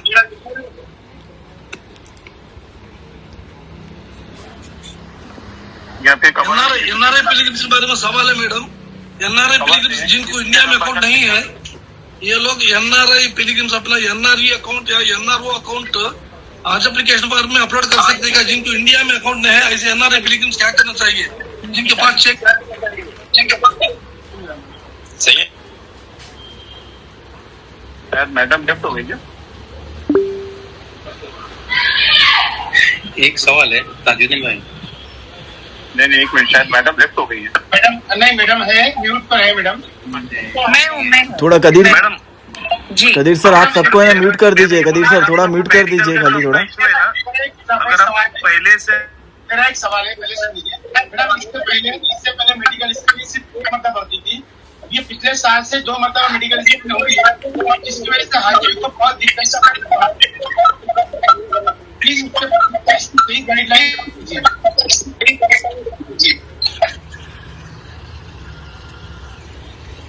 जी मैडम। जी सब लोग साथ में बात कर रहे थे तो मैं किसी को भी ठीक से नहीं सुन पाई। प्लीज ऐसा कोई कंपनी लेडीज जा सकती है। मैडम मेरा एक क्वेश्चन है कि आप अगर पेपर पे ही अगर मेडिकल अब भी दोगे ना तो इंशाल्लाह मेडिकल करना आसानी हो जाएगा, क्योंकि क्राइटेरिया में उन लोग बोलते हैं कि वहां गया था लास्ट टाइम हमारे पैनल में ऐसा हुआ था कि उन्हें बोले कि फिर थोड़ा सा आपको पेपर में ही पहले लिखा के ले लो नवीद भाई, थोड़ा ठीक है चलेगा। तो आप अगर मुझे पहले ही पेपर में आपके फॉर्म में अगर क्या चाहिए आपको, कैसा पेपर चाहिए? जैसा आप फॉर्म भरते हैं तो जो मेडिकल आपने बोले था मैडम मेडिकल कराना है, हेलो की बात कर रहे हैं। आपको कौन सा पेपर चाहिए? मतलब नहीं समझ पा रही हूँ कि आपको किस चीज को, क्या पेपर पे चाहिए आपको? मैडम फॉर्म के साथ में जो अपने को मेडिकल कराना है बच्चियों का, अच्छा था कि आपको वहाँ पे लिखा हुआ था तो वैसे। भाई प्लीज थोड़ा सा ऑर्गेनाइजर जो है वो सबको म्यूट कर दो, और जो बात कर रहे हो आपकी आवाज नहीं। मैं बार बार सबको म्यूट कर रहा हूँ, प्लीज पहले मेरी बात करने दीजिए। इससे पहले 2026 से पहले सिर्फ एक मरतबा मेडिकल स्क्रीनिंग होती थी और हेल्थ कार्ड के वक्त में मेनिंजाइटिस के लिए बुलाया जाता था। अभी पिछले साल से 2 मरतबा मेडिकल स्क्रीनिंग हो रही है, जिसकी वजह से हाजियों को बहुत दिक्कत का सामना करना पड़ेगा। तो प्लीज इसके बारे में थोड़ा सा वाज़ेह तौर पर बता दीजिए कि मेडिकल स्क्रीनिंग अभी भी करनी है और जो हज पे जाने से पहले भी करनी है। हाँ नवीद भाई, आप क्या पूछ रहे थे वो जरा बताइए। आपको पेपर पे क्या चाहिए? जैसा अपने क्रेडिट में लास्ट टाइम पे आपके था ना मैडम, क्या मेडिकल कराना है? अभी आपको आप बोल रहे कि 2 टाइम मेडिकल कराना है अपने को, एक वैक्सीन के पहले और एक वैक्सीन के बाद में। नहीं, ये थोड़ा सा आप, मुझे ऐसे लगता है एक बार ठीक से गाइडलाइन पढ़ी जाए तो अच्छा रहेगा। गाइडलाइन में क्लियर कट बता दिया गया है कि फॉर्म आप जब जमा करेंगे कुरा के बाद हार्ड कॉपीज, उस वक्त में जो इससे पहले भी दी जाती थी मेडिकल सर्टिफिकेट्स, वो अब जो वो मेडिकल सर्टिफिकेट्स दी जाएंगी वो भी स्क्रीनिंग के बाद।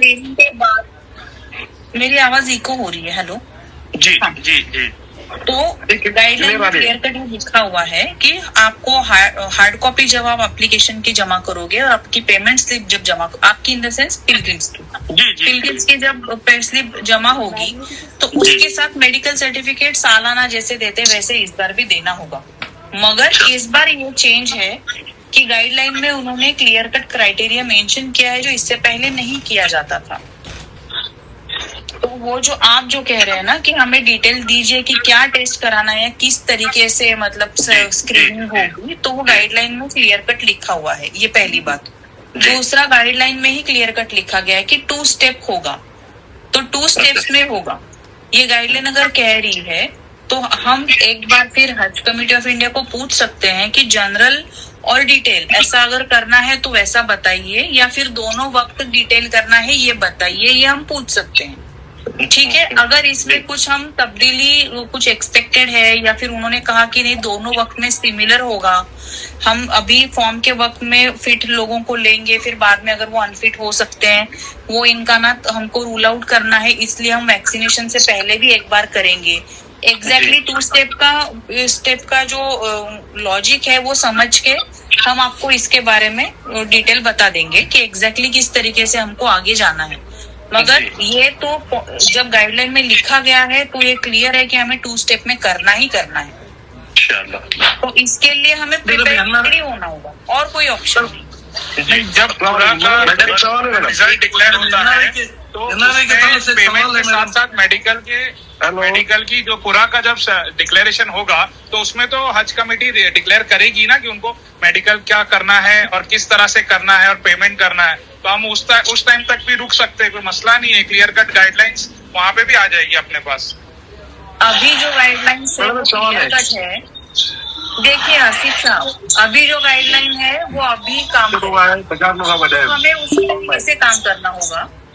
पूरा के बाद वो तो बताया ही जाएगा कि आपको कब तक मेडिकल सर्टिफिकेट देना है, वो तो देना ही है। मेरा सिर्फ हम एंटिसिपेटरी प्रिपरेशन कर रहे हैं, हमें पिलग्रिम्स को क्या गाइड करना है इसके ऊपर हम बात कर रहे हैं। पिलग्रिम्स का मेंटली प्रिपरेशन हमें करना होगा कि आपको 2 बार स्क्रीनिंग कराना पड़ सकता है। अगर नहीं कराना पड़ा तो नूरे आला नूर, मगर अगर हमने पहले ही इस तरीके से कह दिया कि तब का तब देख लेंगे, तब आ जाएंगे गाइडलाइन, तब आएंगे, तब देखेंगे, तो पिलग्रिम हर स्टेप पे परेशान होते रहेंगे कि अब पता नहीं अब क्या आएगा। तो इससे अच्छा है कि हम पहले से पिलग्रिम्स को मेंटली प्रिपेयर करें कि आपको 2 बार कराना पड़ सकता है।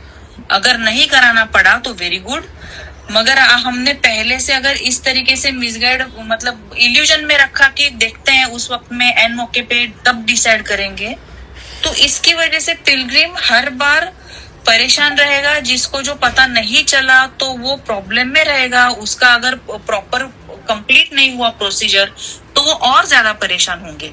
तो इसलिए हमें उनको मेंटली प्रिपेयर करना है।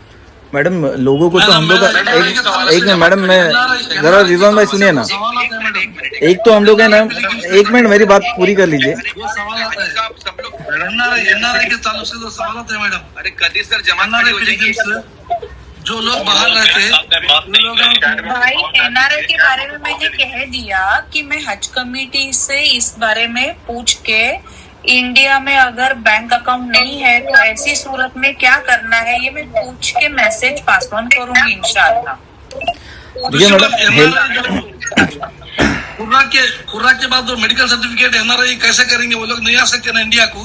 खुर्रा के बाद इससे पहले भी एनआरआई के बारे में गाइडलाइन दी गई है, वो वहाँ से ही करवा सकते हैं।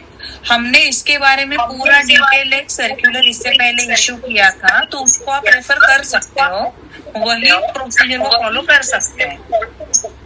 तो वहाँ के बात खड़ी होने वाली है, मेहरबानी करके और भी लोगों को सवाल करने दीजिए प्लीज। इन्होंने पहले क्वेश्चन कर चुके, थोड़ा सवाल कीजिए प्लीज। मुन्ना भाई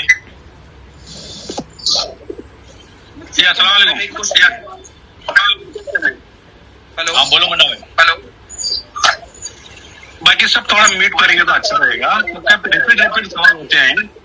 मैडम ने जो आपने बताया, ये जो पॉइंट मैडम का ये था कि आप पिलग्रिम को मेंटली प्रिपेयर करो, ये पॉइंट है बस, बाकी और कुछ नहीं है। गाइडलाइन सेम गाइडलाइंस चल रही है अभी। मैडम दूसरी बात मैं कहना चाहूंगा उसमें, कोरोना होने के बाद भी वो मेडिकल करेंगे, लेकिन मेंटली प्रिपेयर करो, ये मैडम का पॉइंट है। तो लोग थोड़ा ध्यान से सुनो। एनआरआई का जो इश्यू है वो पॉइंट अलग है, मैडम उस पर बाद में बात कर ली। मैडम मैं बस खाली गाइडलाइन के ताल्लुक से ही बात करना चाहूंगा। गाइडलाइन में कोई एक खाली बस इतना ही बता दिया गया है कि 2 step medical screening has been introduce, one after provisional selection and another at later stage. एक तो जैसे हर साल जो होता है कि हाजी का सिलेक्शन होने के बाद हज कमेटी हमें फॉर्मेट देंगी, हाजी सुनिए ना जरा, बाकी कोई बोली नहीं है थोड़ा। हाजी जाकर एक बार सिलेक्शन होगा, उसके बाद दोबारा उसका फर्स्ट स्क्रीनिंग जो हर साल होता है उसी तरीके का होगा, यहाँ पर बता दिया गया है।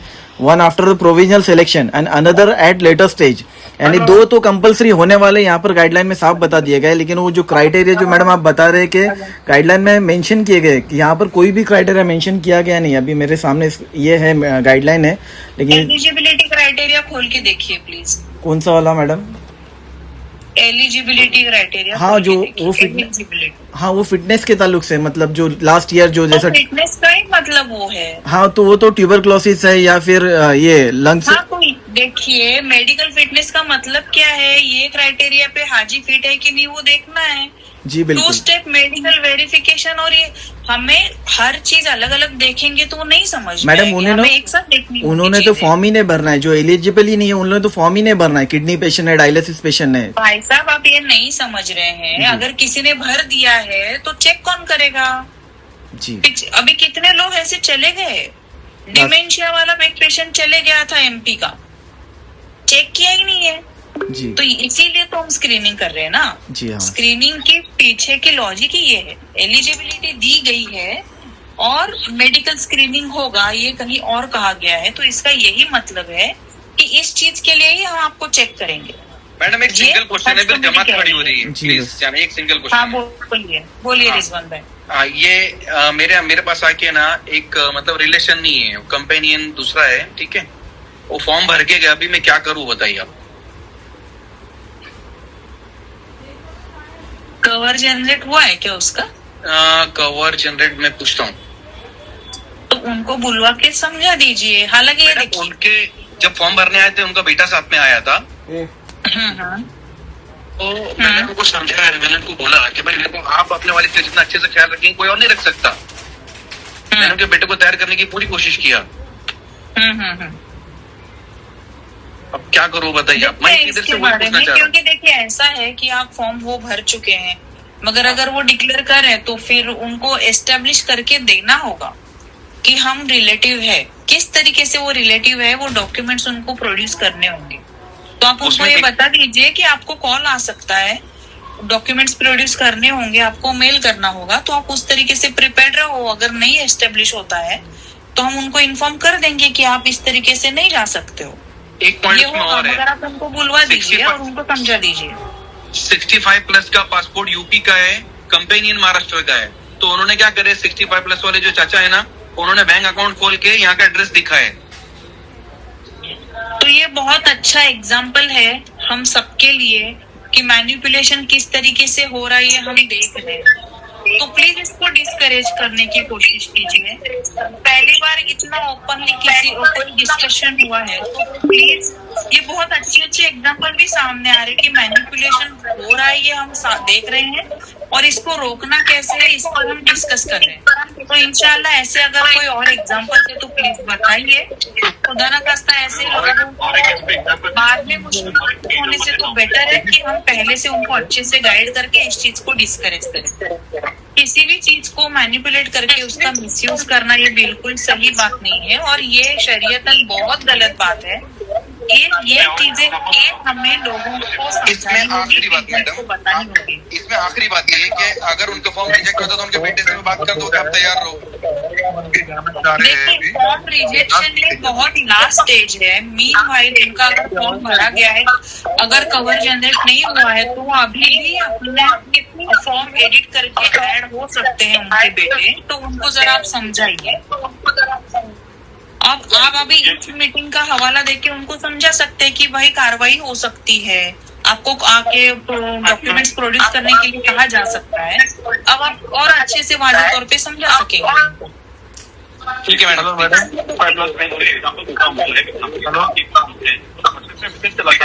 मुझे दे दो।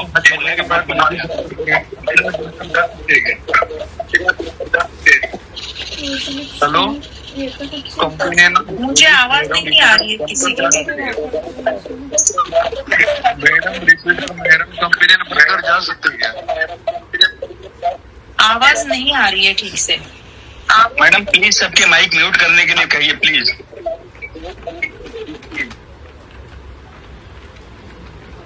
ये बेसिक सवाल हम अपने ग्रुप में भी कर सकते हैं। यहाँ पर हम लोग सिर्फ पॉलिसी के ताल्लुक से बात करें और क्या इम्प्रूवमेंट कर सकते हैं, तो बेसिक सवाल हम अपने ग्रुप में भी कर सकते हैं।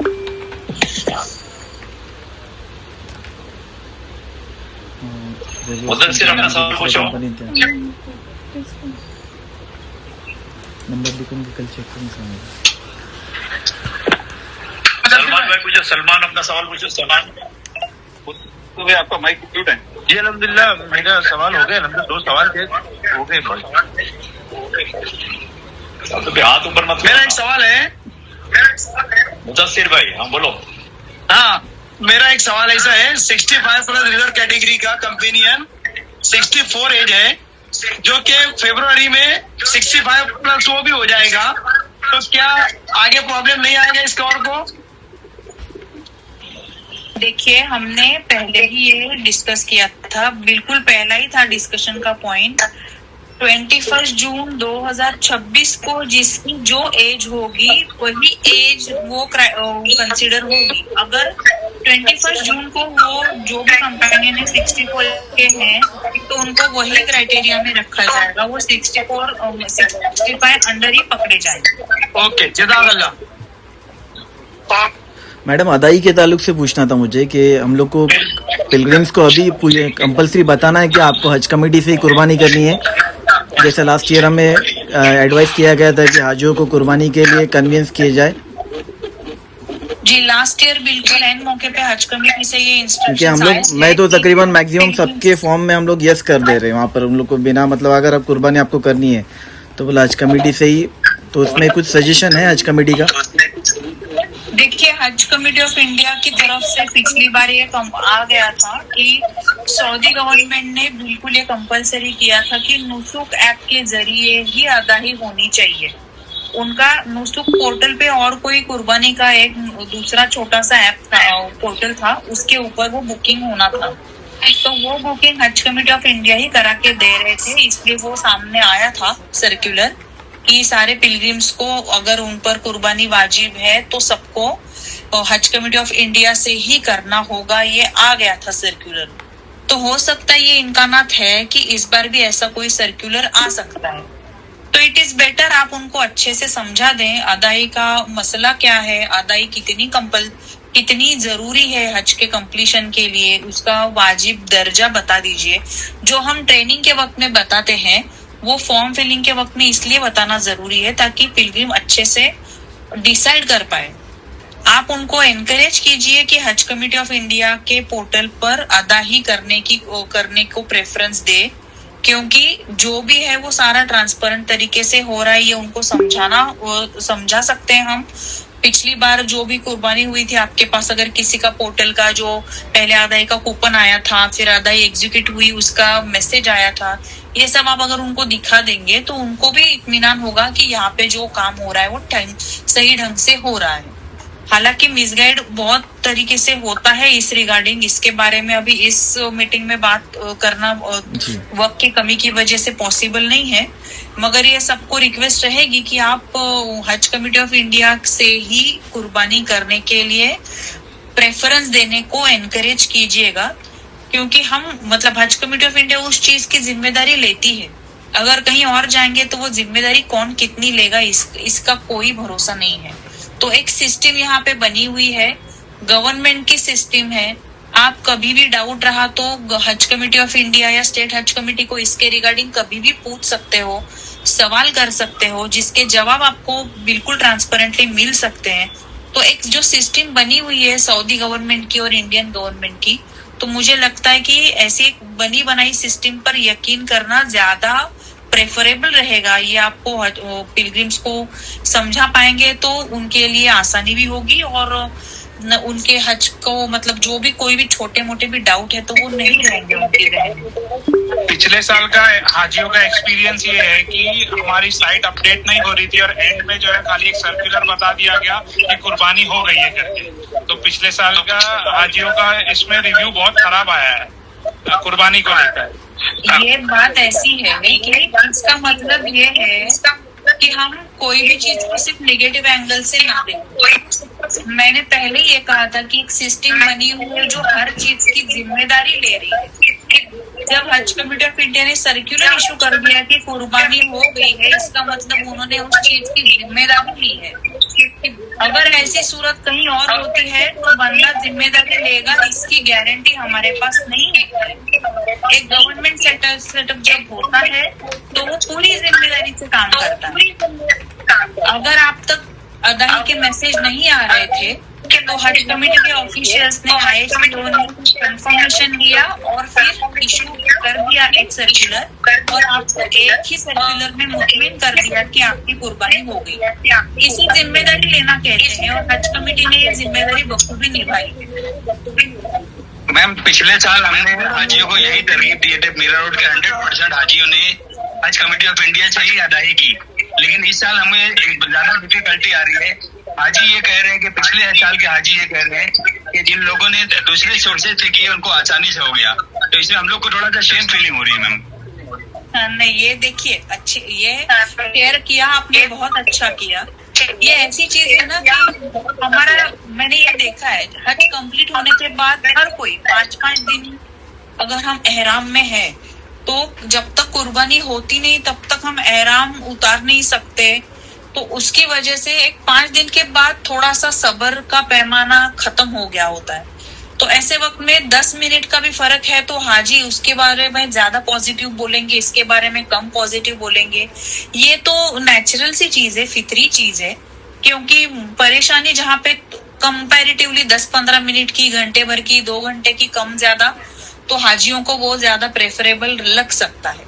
मगर हर साल हर बार कुछ न कुछ आगे पीछे ये होना लाजमी है, क्योंकि वहां पे लाखों लोग रहते हैं तो थोड़ा बहुत आगे पीछे होता है। तो हमें इस बारे में इतना मतलब जो आप कह रहे हैं कि हमें थोड़ी सी शर्मिंदगी महसूस होती है, तो शर्मिंदगी महसूस करने की बात नहीं है इसमें। हाँ ठीक है, अगर किसी और सोर्स से किया गया है तो 200-500 लोग कुर्बानी करना और लाखों कुर्बानी करना, इसमें बहुत बड़ा फर्क होता है। और उसके बावजूद हम ये कह सकते हैं कि जिम्मेदारी लेने वाली सबसे बड़ी जो इंस्टीट्यूशन है वो हज कमेटी ऑफ इंडिया या कोई भी गवर्नमेंट की हज कमेटी ही हो सकती है। तो अगर आपको कंफर्ट चाहिए या सिक्योरिटी चाहिए कि हमारी अदाई हो गई, ये अगर कंपेयर करना है तो फिर हज कमेटी को ही प्रेफर करना होगा। मैडम एक सवाल है कि लास्ट ईयर बहुत सारे प्राइवेट कुर्बानियां हुई है, हालांकि सर्कुलर आने के बाद भी सऊदी गवर्नमेंट कासिम ऑफ इंडिया का बहुत सारे हाजी प्राइवेट से कुर्बानी करवाए। ये जब तक एप्लीकेशन फॉर्म में मैंडेटरी कर दिया जाए तो ये जब तक ये प्राइवेट कुर्बानी बंद नहीं हो सकती। कई लोग प्राइवेट कुर्बानी के लिए हाजियों को एनकरेज करके फार्मा में नो रखा के वो लोग प्राइवेट कुर्बानी कर रहे हैं, बहुत सारे फार्म भरने वाले, चाहे वो आलिमा हो जो भी हो। जी ये सही कह रहे हैं आप, मगर क्या कंपल्सरी कुर्बानी हज कमेटी ऑफ इंडिया के थ्रू ही हो, ये ऐसा कोई प्रोविजन करने के लिए सऊदी गवर्नमेंट के सिस्टम से राब्ता करना और उनके साथ ये सारी सिस्टम उनके साथ मिलके सेट करना जरूरी है। तो इसके बारे में कोशिश होती है, मगर हर बार ये इतना कंट्रोल में नहीं आता है। तो हमें बस हाजियों को एनकरेज करना और दिलासा दिलाना, ये हम आपकी और मेरी मतलब लिमिट वहां तक ही है। ये सारी चीजें सऊदी गवर्नमेंट के ही सारे डिसीजंस और पॉलिसी पे डिपेंड करती है। तो इसके बारे में हम इमीडिएटली ना कोई कमेंट कर सकते हैं ना कोई डिसीजन ले सकते हैं। तो हमारे हाथ कि हाजियों को हज कमेटी प्रेफर करने का इनकरेज कीजिए। अगर नहीं कर सकते पिछले साल मैडम पिछले साल हज कमेटी सऊदी गवर्नमेंट खुद सर्कुलर इश्यू करी थी कि सही कंपलसरी नहीं कर सकते, इसलिए कि हज इफराद वाले भी होते हैं ना। पिछले साल के एक्सपीरियंस के बेस पे हम इस बार क्या कर सकते हैं इसका डिस्कस कर रहे, सही बात है। मगर अब एक ये चीज तो वाजे है कि अभी हमारे कंट्रोल में डायरेक्टली ना स्टेट कमेटी के ना आपके कंट्रोल में ये चीज है। मगर हमारा जो डिस्कशन हुआ इसका क्रक्स जिस निकाल के मैं सीईओ सर से इसके बारे में बात करूंगी इंशाल्लाह। मगर ये है तो पूरा ही सऊदी गवर्नमेंट के हाथ में, तो हमें थोड़ा सा उसके लिए वेट करना होगा। तब तक तो हमें जो सिस्टम अभी है उस पर ही काम करना होगा और उसके बेस पर काम करना होगा। नेगेटिव फीडबैक आए हैं। मुजम्मिल बोलो। पे तो अभी क्या रहेगा कि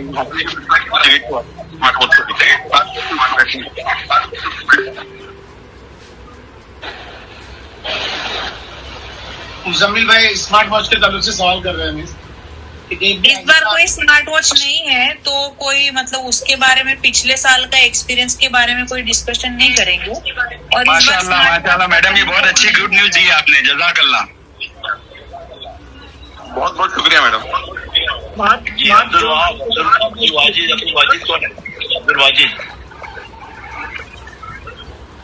कैटरिंग लाइन से क्या चीज है? हेलो जी कहिए।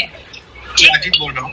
ये था कैटरिंग के लाइन से मैडम इस साल का क्या अपडेट है कैटरिंग के लाइन से? देखिए ये पूरी कोशिश हो रही है कि हज committee of India food provide करने की कोशिश करेंगी। जब ये डिसीजन फाइनल होगा तो बताया जाएगा। फिलहाल तो इसके बारे में वो पूरी रिगरसली कोशिश हो रही है कि हज कमेटी ही हज पिलग्रिम्स को मील प्रोवाइड करे। मगर किस सूरत से हो सकता है या नहीं, ये सारी चीजें अभी तक डिसाइड हुई नहीं है। तो जैसे ही डिसाइड होती है तो हज कमेटी सर्कुलर इशू कर देंगे इंशाल्लाह। जी जो कैटेगरी के लोग थे उसके अंदर ये हुआ कि उनका पासपोर्ट एक्सपायर हो गया। अभी जो है हमने नया पासपोर्ट बनाया है, तो पुराना पासपोर्ट का हवाला। मैडम मैं ये बता रहा हूँ कि जब वैक्सीनेशन के लिए जब किसी भी ट्रेनर्स को कोई इलाका दिया जाए तो उसको अपना इलाका ही दिया जाए, तो ये बहुत बेहतर रहेगा। क्योंकि पिछले साल बहुत सारे ट्रेनर्स को दूर दूर का इलाका दिया गया था, इस पर भी थोड़ी। जी बिल्कुल, देखिए हम बार बार वीसी लेते रहेंगे और इंटरेक्शन होते रहेगा। फिलहाल हम फॉर्म फिलिंग के लिए ही जो भी चीजें हैं उसके बारे में डिस्कस करना चाह रहे थे, क्योंकि अभी 15-20 दिन ही बचे हैं। तो उसमें हम मैक्सिमम पिलग्रिम्स को किस तरीके से सपोर्ट कर सकते हैं, मैनिपुलेशन क्या होती है या प्रॉब्लम्स क्या हो सकती है, ये डिस्कस करना था इस मीटिंग में। तो इंशाल्लाह ट्रेनर्स से रिगार्डिंग और बाकी दीगर चीजों के रिगार्डिंग हम बाद में इंशाल्लाह इसके बारे में फिर डिस्कस करेंगे। फिलहाल रिगार्डिंग आपको जो फॉर्म फिल करने के ताल्लुक से डेट बढ़ सकती है, क्योंकि शुरू के 3-4 दिन साइट के अंदर बहुत इश्यू था हज कमेटी की, और बारिश की वजह से भी बहुत सारे लोग फॉर्म फिल नहीं कर पाए। तो क्या फॉर्म फिल करने की डेट आगे बढ़ सकती है? देखिए हज कमेटी ने तो वाजे तौर पे ये इन्फॉर्म किया है कि ऐसे कोई पॉसिबिलिटी नहीं है। मगर रिक्वेस्ट तो हम फिर भी अभी से ही करने की कोशिश कर रहे हैं कि लास्ट का वीक रह जाएगा तो हम फौरन रिक्वेस्ट रेज कर देंगे कि हमें और 8-10 दिन का टाइम मिले। मगर पूरा जल्द से जल्द होने का जो उनका प्लान है उसी रिगार्डिंग फिर ये फॉर्म अगर डेट बढ़ाते हैं तो फिर कवर जनरेशन की डेट बढ़ेगी, फिर पूरा की डेट बढ़ेगी। तो फिलहाल तो हज कमेटी ऐसे किसी मूड में नहीं दिख रहे कि वो डेट एक्सटेंड करे, मगर कोशिश पूरी करेंगे स्टेट की तरफ से कि ज्यादा से ज्यादा डेट बढ़ा के मिलने की कोशिश हो। मैडम ये हमारी तरफ से रिक्वेस्ट है, क्योंकि अब तक के जितने फॉर्म भरने चाहिए थे बहुत कम फॉर्म भरे गए हैं, इसलिए बहुत राजाना गुजारिश है कि डेट बढ़वाई जाए प्लीज। मैडम इंशाल्लाह कोशिश पूरी होगी। मैडम जोफा मिकात पे एक बात करनी थी। हाँ जोफा से रिगार्डिंग बोलिए, जोफा की क्या बात कर रहे हैं? जोफा मिकात के रिगार्डिंग ये बात करनी थी कि फॉर्म के अंदर ही ब्रैकेट में लिखा जाए कि for Shia pilgrim only, because बहुत सारे लोगों को मालूम ही नहीं होता जोफा का मतलब क्या है। ये हमारे साथ पर्सनली हो चुका है इस साल। मैं हिदायत बोल रहा हूँ, फॉर्म में ऑलरेडी है, लिखा हुआ 13 है। नंबर का पॉइंट है फॉर्म में, ऑप्टिंग जोफामिकात, और ब्रैकेट में लिखा है ओनली फॉर शिया पिलग्रिम्स। जी हाँ, लिखा हुआ है, लिखा हुआ है। प्रॉपर लिखा हुआ है। अवेयरनेस हाजियों को देना चाहिए